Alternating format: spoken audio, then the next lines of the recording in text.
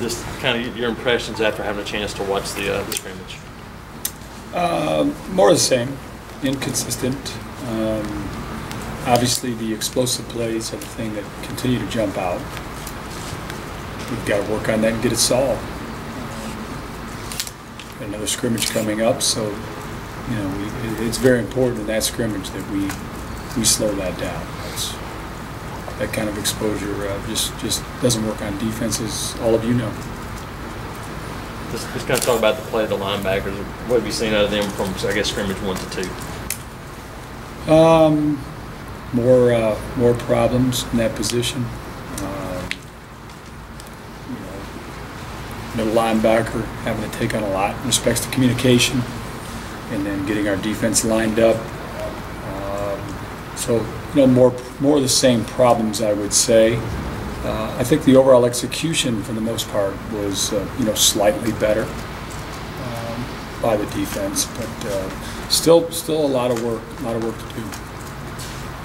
Talk about the move of switching sides with Justin and Chris Frost. Again, the linebacker position, as we've stated, is really wide open.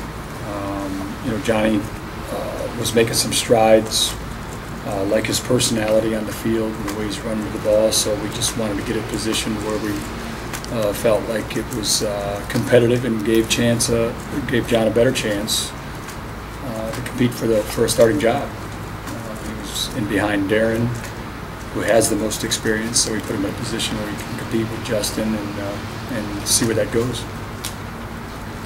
I feel like that's pretty much it. Too close to call kind of thing. It is right now. Yeah, it is right now. So I see that situation as being competitive, maybe throughout the season. So the more productive and dependable you are, the better chance you have of playing time, and that's kind of how it'll work right now. How much do you like to rotate linebackers in a best case scenario? It's never been a huge part of my philosophy. Having said that, it depends on the style of offense that you might be playing and how much what we call cover down work. An outside linebacker specifically might be getting on a wide receiver out in space and those kinds of things. But generally speaking, an average game, not a lot of that takes place at the linebacker position.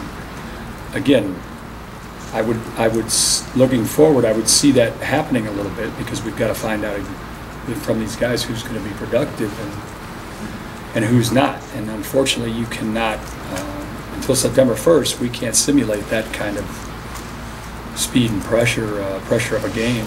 And so we've got to see a lot of these guys in that arena. Is Frost, is he now just behind Bates, or is he kind of looking at both sides a little bit? Well, he's behind Bates right now, but in our system, we'd like the outside linebackers to cross-train. They're very similar.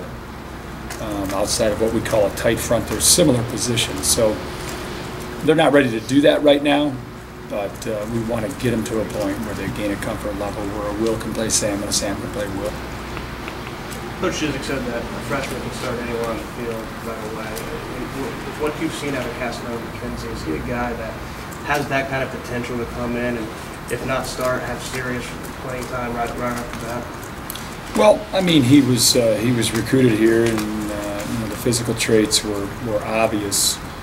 Again, the disadvantages that he's such a young player coming into a new system, and then competing against the speed of the game and all. So most of the time, it's my feeling those guys. Again, I always talk about that process, how quickly he can gain knowledge of an entire new language, and responsibility in defense is really, really key.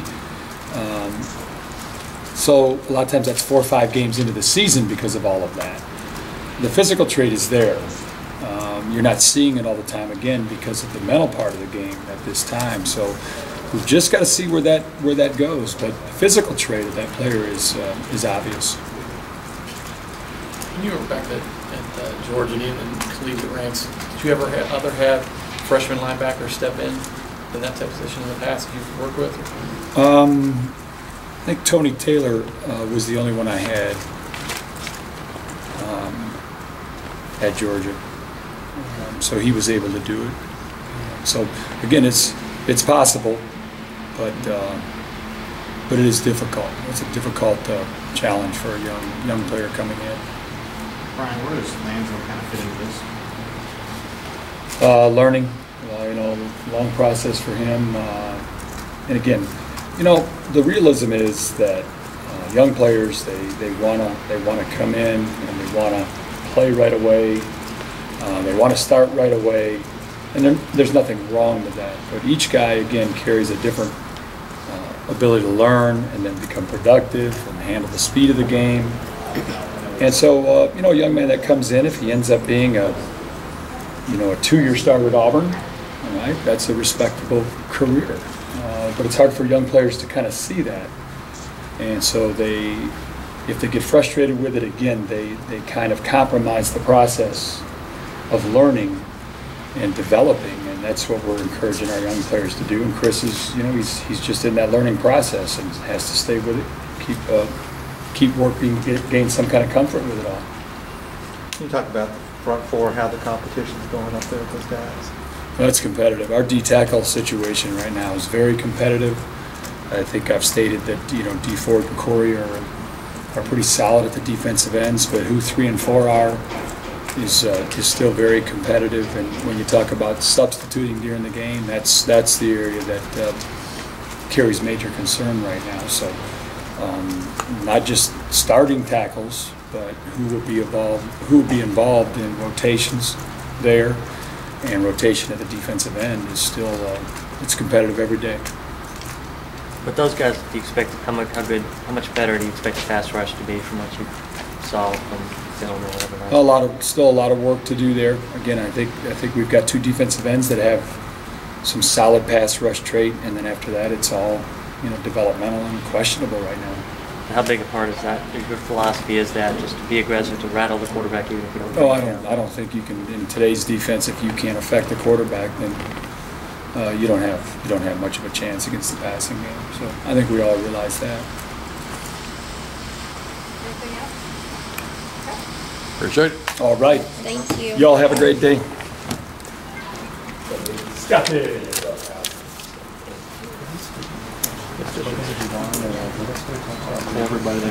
That's just on one.